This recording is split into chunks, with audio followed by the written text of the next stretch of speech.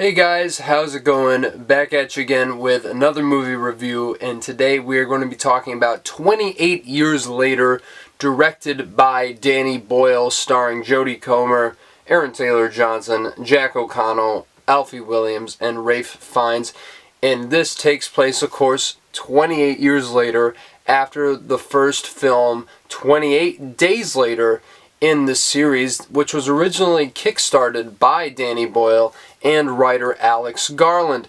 And this follows a self-sustaining community on the British Isles who are kind of self-isolated from the rest of the world after the second outbreak of the rage virus has been eradicated throughout Europe. Here's this community still trying to keep afloat, and you get to see this relationship with a boy named Spike, played by Alfie Williams, and his father, played by Aaron Taylor Johnson, and his mother, played by Jodie Comer, and he kind of takes him on this rite of passage outside of the community where the rage zombies are populated. And that's basically all I'll give you the story, because I think this is one you really have to experience for yourself, as with all these movies, right? But I think this one's really interesting because this franchise has an interesting history. 28 Days Later came out in 2002, and, you know, the Blu-ray hasn't even come out yet. At least it hasn't been recirculated around, so not a lot of people had initially seen it. At least people from my generation who were like babies at that point when the movie did come out.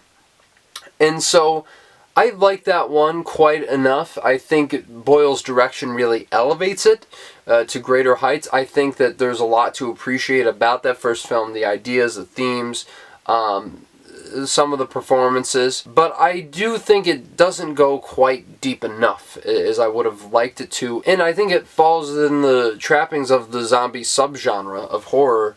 And then, of course, you get 28 Weeks Later, which I think had some very promising ideas right from the beginning, and then it turned into an absolute mindless zombie film. Well, I don't want to say mindless, but it really did feel like such a step down. It was just so bland and almost thoughtless in regards to how it progressed in the plot. It traded in some really interesting conflict for just cheap zombie thrills. And I knew, of course, that Boyle and Garland weren't directly involved with that one, or at least when it came to writing and directing.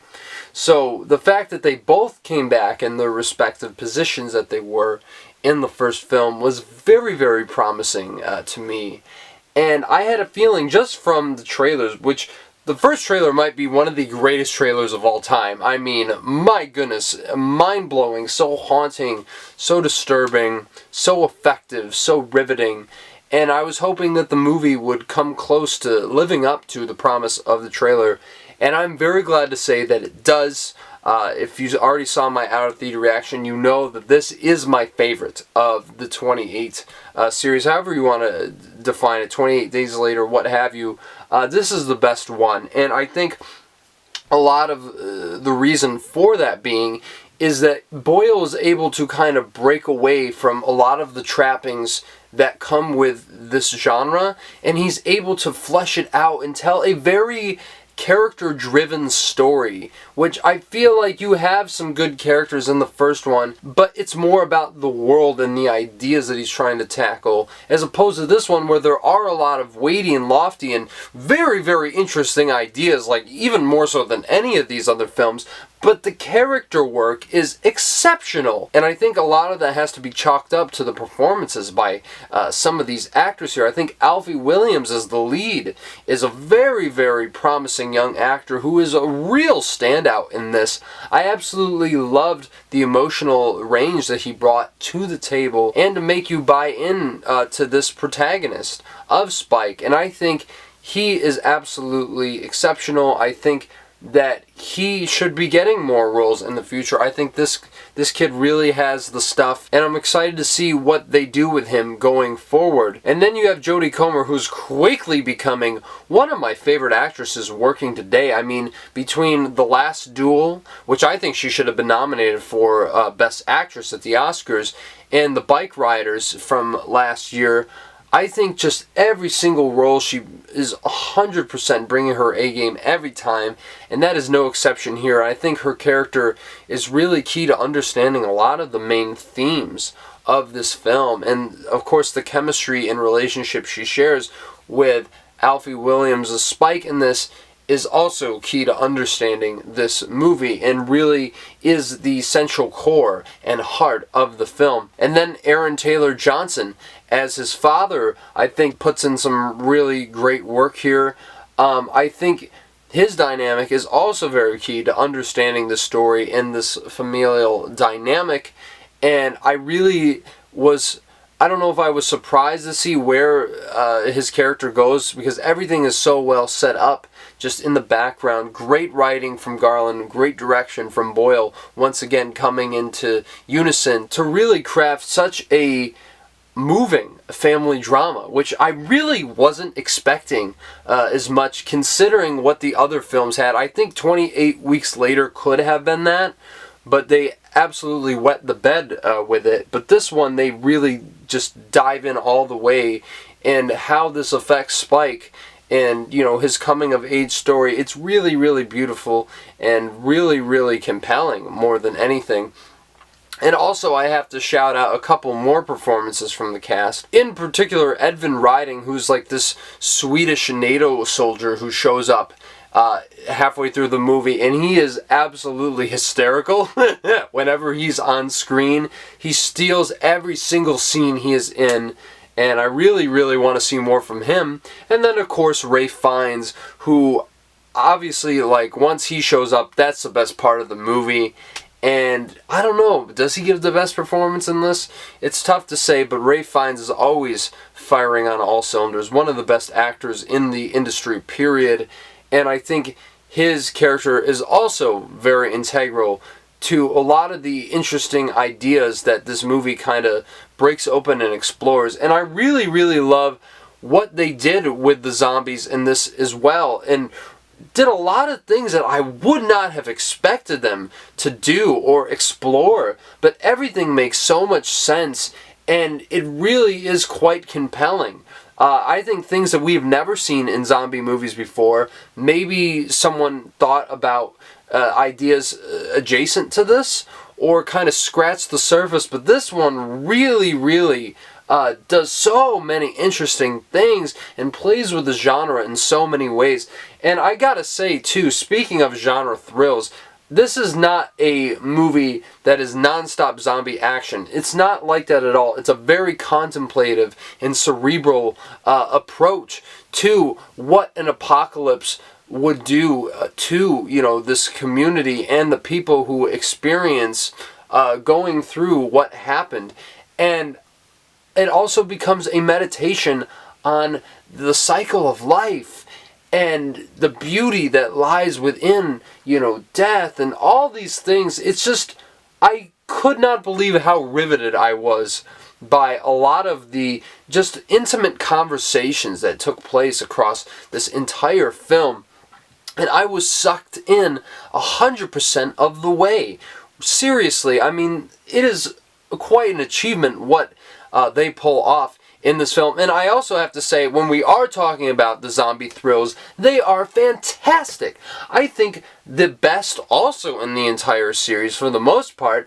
I mean, the opening sequence to this movie is one of the scariest sequences in any horror movie. Like, as soon as it started, I was immediately on edge. And of course, bringing Danny Boyle's signature style, it fits so well in this series, but I think it especially fits this movie. There's a lot of, like, interesting jump cuts that occur, and it's very rickety in the way he puts it together, as you'd expect if you've seen, Train Spotting, or even, of course, 28 Days Later. There's a lot of that, and some of it was a little off-putting at first, but the movie really finds its rhythm almost immediately. And so I really appreciated the fact that Boyle was able to jump back into the director's chair and not miss a beat at all. And another thing that I really appreciated about the filmmaking is Anthony Dodd Mantle's cinematography, which was done with iPhones. And it looks like it was shot on iPhones, but I don't mean that as a negative. You can tell that there's kind of sort of perhaps a lower quality to it, but the lighting is so well done that it's almost seamless, and I think it fits, this kind of earthy human story very well, in the same way that you could say the camcorders did in the original 28 Days Later, even though I think that this looks a lot better. Of course, you're shooting in full HD, and I saw the fact that they had a whole rig set up with iPhones that I think is really cool. This is a very interesting approach to filmmaking. I think even more so than the Steven Soderbergh school of handheld filmmaking. This is very much in line with something like Tangerine, but something completely different as well. And I do think the cinematography helped to not just enhance a lot of the viscera that you experience in a lot of these very frightening and exhilarating sequences, but also the more tender, intimate moments that are just so beautiful. Literally, there is so much achieved here, and I could not commend the filmmaking in this movie enough. It is so seamless, and I think in a lot of ways these guys, they've grown older. It's been not 28 years, but more like 23, and I think they have a lot more that they wanted to explore, that they kind of sat down and thought about. This is not a cash grab sequel by any means. This is coming from filmmakers, first and foremost, and I think it shines through in every single frame of 28 years later. Now, I do have some criticisms with the movie, because this was going to have an even higher rating that I would have given it if it weren't for the fact that the ending to this film is very jarring, to say the least. I mean, they bookend the story quite nicely, but it kind of comes out of nowhere, and it's very bizarre, especially considering everything that happened before this very sobering drama. I won't say exactly, of course, well, I won't say because it's not a spoiler review, what happens in the ending, but it doesn't quite fit in. And also, I think people need to know going into this that this is a first in a planned trilogy that hopefully turns into a trilogy. I know the second one is already shot with Nia DaCosta directing it, and I think that structurally speaking, it does not work 100%, and you will feel the difference once that happens, once the ending rolls around. But I think there is so much here to latch onto, and to leave you, kind of salivating in your own thoughts and ruminating on a lot of what this film has to offer, what you would do in a situation like that, the importance of nature and life, and so many things. I absolutely loved 28 Years Later, and this year is slowly becoming another phenomenal year for movies.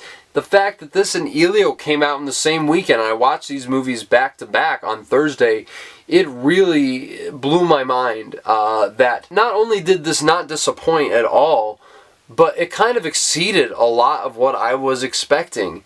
And I'm really glad to have my expectations met in such a thrilling, emotional, and cathartic way. And that's why I'm going to give 28 Years Later an 8.5 out of 10. I mean, maybe this could go up to a 9. I still have some issues. But man, this is some of the most essential cinema you will see all year. And it has some of the most moving sequences of any film that will come out in 2025, I assure you that. And I really hope that this is successful. I really hope the sequel is successful and well done, because we probably do want to see a third in this series. At least I do. At least in this trilogy, I should say. Because if this is the territory that they're exploring, I'm 100% in.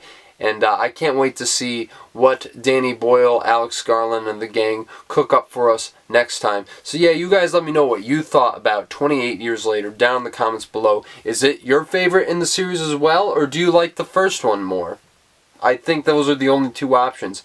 But let me know down there. And of course, smash the like button, subscribe to the channel if you want to see more movie reviews like this. I know for a fact that my next movie review is going to be either the end of next weekend or the beginning of the next week, and that is going to be Joseph Kosinski's F1. Very excited to see that movie. But yeah, until then, you guys have a great week, a great life, and I hope to talk to you soon.